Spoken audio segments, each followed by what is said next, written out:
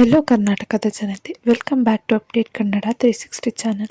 So ನೀವಿನ ನಮ್ಮ ಚಾನಲ್ಗೆ ಸಬ್ಸ್ಕ್ರೈಬ್ ಆಗಿಲ್ಲ ಅಂದರೆ ದಯವಿಟ್ಟು ಸಬ್ಸ್ಕ್ರೈಬ್ನ ಮಾಡ್ಕೊಳ್ಳಿ. ಹಾಗೆ ವಿಡಿಯೋನ ಶೇರ್ ಮಾಡಿ ಮತ್ತು ವಿಡಿಯೋಗೆ ಲೈಕ್ ಮಾಡಿ. ಸೊ ಗೃಹಲಕ್ಷ್ಮಿ ಯೋಜನೆ ಇನ್ನೇ ಸಿಗ್ತಿದ್ದವ್ರಿಗೆ ರಾತ್ರೋರಾತ್ರಿ ಒಂದು ಬಿಗ್ ಅಪ್ಡೇಟನ್ನು ನೀಡಿದ್ದಾರೆ.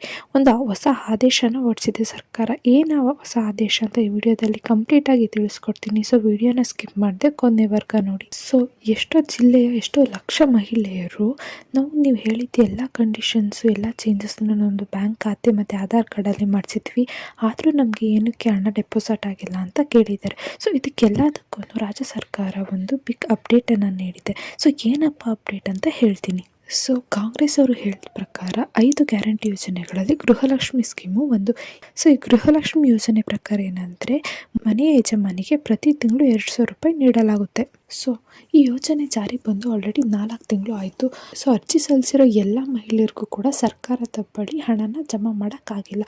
ಓನ್ಲಿ 80% ಆಫ್ ಮಹಿಳೆಯರಿಗೆ ಮಾತ್ರ ಈ ಯೋಜನೆ ಲಾಭ ಸಿಕ್ಕಿದೆ.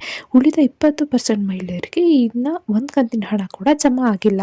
ಸೊ ಉಳಿದ 20% ಮಹಿಳೆಯರು ಏನು ಹೇಳ್ತಿದ್ದಾರೆ ಅಂದರೆ, ನೀವು ಹೇಳಿದೆಲ್ಲ ದಾಖಲೆಗಳನ್ನು ನೀಡಿದ್ದೀವಿ, ಆದ್ರೂ ನಮಗೆ ಹಣ ಏನು ಜಮಾ ಆಗಿಲ್ಲ ಅಂತ ಸರ್ಕಾರಕ್ಕೆ ಕ್ವಶನ್ಸ್ ಮಾಡ್ತಿದ್ದಾರೆ. ಸೊ ಎಲ್ಲ ಮಹಿಳೆಯರದ ಎಲ್ಲ ನೋವುಗಳನ್ನ ತಿಳ್ಕೊಂಡು ರಾಜ್ಯ ಸರ್ಕಾರ ಒಂದು ಬಿಗ್ ಅಪ್ಡೇಟ್ ಒಂದು ಆದೇಶನ ಹೊರಡಿಸ್ತು. ಏನು ಆದೇಶ ಅಂದರೆ, ಇನ್ನು ಮುಂದೆ ನೀವು ಈ ಖಾತೆನ ಆರಂಭಿಸಿದ್ರೆ ಗೃಹಲಕ್ಷ್ಮಿ ಹಣ ಪಕ್ಕಾ ಜಮಾ ಆಗುತ್ತಂತೆ. ಯಾವ ಖಾತೆನ ಆರಂಭಿಸ್ಬೇಕಂತ ಹೇಳ್ತೀನಿ, ವಿಡಿಯೋನ ಸ್ಕಿಪ್ ಮಾಡದೆ ಕೊನೆವರೆಗೂ ನೋಡಿ. ನೀವಿನ್ನ ನಮ್ಮ ಚಾನಲ್ಗೆ ಸಬ್ಸ್ಕ್ರೈಬ್ ಆಗಿಲ್ಲ ಅಂದರೆ ದಯವಿಟ್ಟು ಸಬ್ಸ್ಕ್ರೈಬ್ನ ಮಾಡ್ಕೊಳ್ಳಿ.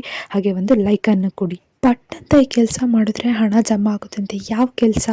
ಸೊ ಅರ್ಜಿ ಸಲ್ಲಿಸಿದ ಎಲ್ಲ ಮಹಿಳೆಯರಿಗೆ ಕೂಡ ಗೃಹಲಕ್ಷ್ಮಿ ಯೋಜನೆ ಸೌಲಭ್ಯ ಸಿಗಬೇಕು ಅನ್ನೋದು ರಾಜ್ಯ ಸರ್ಕಾರ. ಸೊ ಮೇನ್ ಒಂದು ಉದ್ದೇಶ ಆಗಿರೋದು ಅಂದ್ಬಿಟ್ಟು ಸಚಿವರಾದ ಲಕ್ಷ್ಮೀ ಹೆಬ್ಬಾಳ್ಕರ್ ಅವರೇ ಹೇಳಿದ್ದಾರೆ.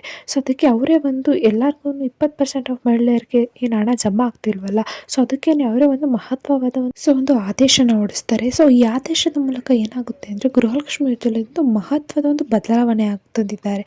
ಸೊ ಏನಪ್ಪ ಅಂದರೆ, ಗೃಹಲಕ್ಷ್ಮಿ ಯೋಜನೆ ಆರಂಭವಾಗಿ 4-5 ತಿಂಗಳು ಕಳೆದ್ರೂ ಇಷ್ಟು ಮಹಿಳೆಯರ ಖಾತೆಗೆ ಹಣ ಜಮಾ ಆಗಿಲ್ಲ. ಸೊ ಅವರೆಲ್ಲ ಚಿಂತಿಸೋದು ಬೇಡ.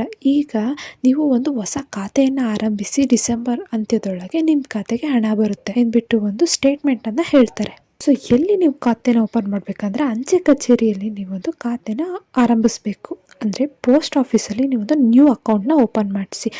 ಯಾರ್ಯಾರೆಲ್ಲ ಅಲ್ಲಿ ನ್ಯೂ ಅಕೌಂಟ್ನ ಓಪನ್ ಮಾಡಿದ್ರೆ ಅವ್ರಿಗೆ ಗೃಹಲಕ್ಷ್ಮಿ ಹಣ ಪಕ್ಕಾ ಜಮಾ ಆಗುತ್ತೆ. ಸೊ ಇಲ್ಲಿವರೆಗೂ ಮಾಮೂಲಿ ಅಕೌಂಟ್ ಇದ್ದವ್ರದ್ದು ಬಿಡಿ. ಸೊ ಇನ್ನು ಮುಂದೆ ಯಾರೆಲ್ಲ ಬ್ಯಾಂಕ್ ಅಕೌಂಟನ್ನು ಅಂಚೆ ಕಚೇರಿಯಲ್ಲಿ ಮಾಡಿಸ್ತಾರಲ್ಲ, ಅವರಿಗೆಲ್ಲ ನೆಕ್ಸ್ಟ್ ಆ ಅಕೌಂಟ್ಗೆ ಹಣ ಗೃಹಲಕ್ಷ್ಮಿ ಹಣನ ಜಮಾ ಮಾಡೋದಾಗ್ಬಿಟ್ಟು ಲಕ್ಷ್ಮೀ ಹೆಬ್ಬಾಳ್ಕರ್ ಅವರು ತಿಳಿಸಿದ್ದಾರೆ. ಅದರಂತೆಯೇ ಇದೀಗ ಯಾರೆಲ್ಲ ಅಂಚೆ ಕಚೇರಿಯಲ್ಲಿ ಖಾತೆನ ಓಪನ್ ಮಾಡಿದರೆ ಅವ್ರಿಗೆ ಹಣ ಜಮಾ ಮಾಡಲು ಆಲ್ರೆಡಿ ಸ್ಟಾರ್ಟ್ ಮಾಡಿದ್ದಾರೆ. ಸೊ ನೀವು ಮೊದಲು ನಿಮ್ಮ ಸಮೀಪದ ಅಂಚೆ ಕಚೇರಿಗೆ ಹೋಗ್ಬಿಟ್ಟು ಅಲ್ಲಿ ಸೇವಿಂಗ್ಸ್ ಅಕೌಂಟನ್ನ ಆರಂಭಿಸಿ.